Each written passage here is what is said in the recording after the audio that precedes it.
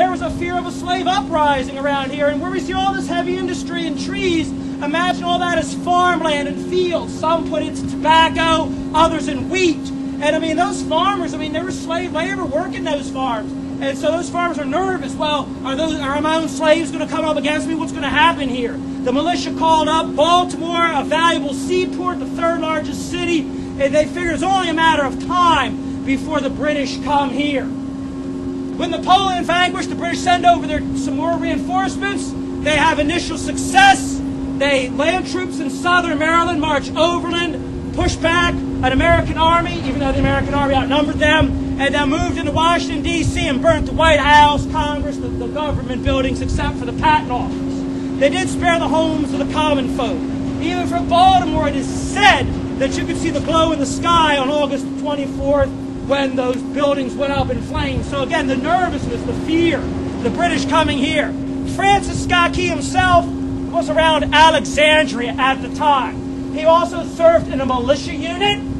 This militia unit was one of the units that retreated, you could also say ran away, in the Battle of Bladensburg, the battle defending Washington, D.C., the battle that the British won and pushed the Americans out. So Key would have been a part of that. He witnessed that. Key was also at Alexandria, near Alexandria, at the time when the British were moving into the district, and he had his wife and kids, and Roger Brooke Tawney, his brother-in-law, take them up to Frederick in a place of safety. One of the men of a local, basically a local doctor, Dr. William Beans, who lived miles away from Washington, D.C., was accused of taking British soldiers prisoner. He himself was taken prisoner by the British. Word got out. A man named Benjamin West alerted Francis Scott Key, and Francis Scott Key asked the president himself if he could go along a special mission to have this man released. Francis Scott Key got letters from other doctors attesting that some of the wounded British soldiers from that battle had been treated successfully, and then Key came with these letters back up to Baltimore. Key and a man named Skinner, who was actually the official exchange agent for prisoners, sailed out of Baltimore in a small cartel ship in early September to rendezvous with the British. The British at that time were busy further down the bay taking Alexandria. Some of the ships were rendezvousing off the Potomac. So Key and Skinner sailed all the way down the bay to the mouth of the Potomac.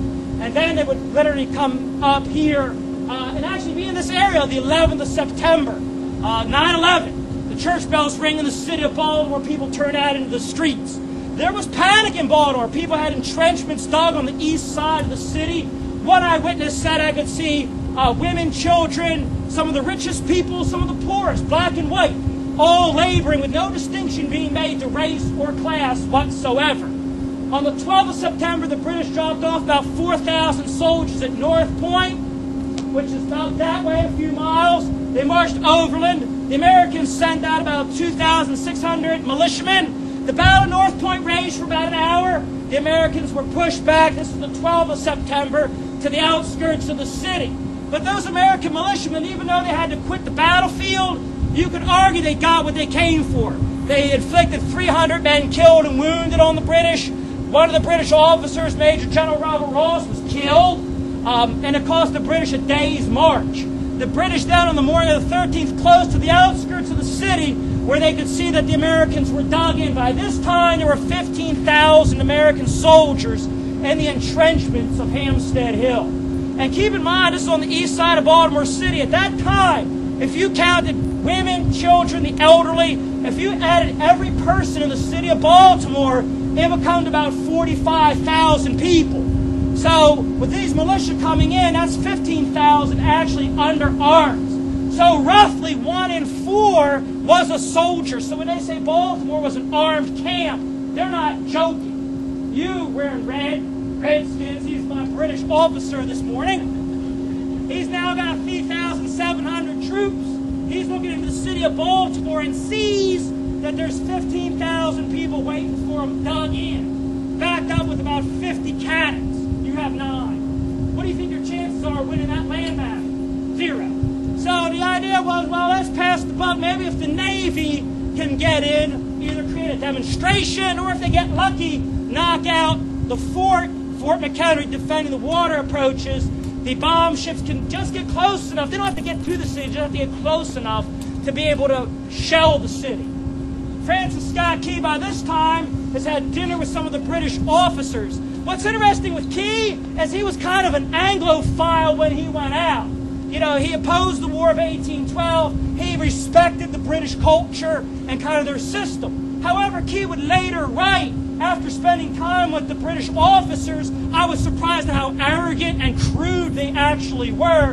And Key leaves very disenchanted with the British after having spent time with them. Key and Skinner dined with the British High Command. Initially, the British High Command wanted nothing to do with them. We're keeping Dr. Beans. Dr. Beans had broken his word.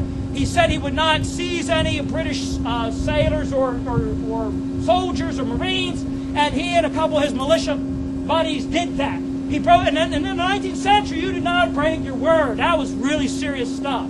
Having said that, Key's and Skinner's persuasions, the letters attesting that some of the British wounded soldiers were successfully treated by other American doctors, the British High Command said, all right, we'll let him go, but you have to be on the ship until the battle has concluded. So was his ship down at North Point? Was it here? Was it near the bombardment squadron? We don't really know exactly. The documentation kind of ends. There was, when Key initially rendezvoused, one of the British ships, the HMS Surprise, a frigate, said we took a schooner in tow. However, that was a few days before the battle, so whether he kept them in tow, we don't know. Whether he released them, we're still a little uncertain on that. Nevertheless, the morning of the 13th, the bombardment of the fort begins. The ships come within the range of the fort's guns. The fort's guns open up. A number of the ships are struck. As one man, a Private Douglas, wrote, I could see our shot strike their frigates in many instances. Holes in the sails. The British then dropped back beyond the range of the fort's guns and began shelling the fort from a long distance. The bomb ships had the capability of firing a 200-pound shell 2 miles. So during most of the battle, it was raining, overcast. The British could hit the fort, but the defenders could not hit them. So on the fort, you had these 19, 20-year-olds, never been in battle before, utterly terrified, rockets and bombs raining down. The bombardment continues through the night, and then the bombardment ends in the morning. So what did Francis Scott Key say? What did he see? Well, let's just go through the national anthem. I gave you a copy of it when you came aboard today. Looking up toward the fort, got a spyglass. Could Key see the flag?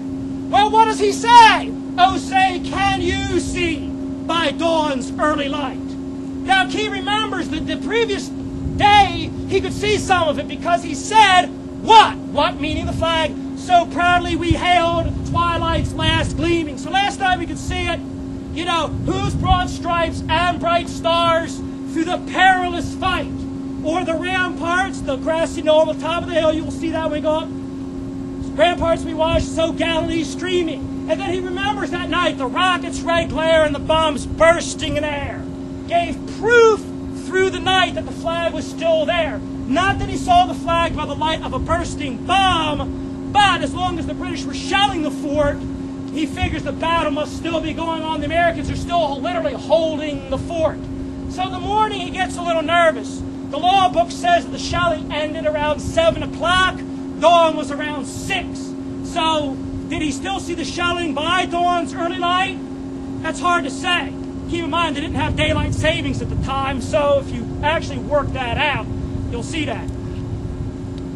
A few more verses. When Key talks, he says, like this, here we are, and this is exactly it, on the shore dimly seen. You can see the mist through the mists of the deep, where the foe's haughty host in dread silence, that quiet stillness, just like now, reposes. What is it? Or the towering steep, as it fitfully blows, half conceals how it discloses. Then the sun comes out. Now it catches the gleam of the morning's first beam in full glory reflected. It shines on the stream. He'll answer the question, 'tis the star-spangled banner. Long may it wave o'er land of the free and the home of the brave.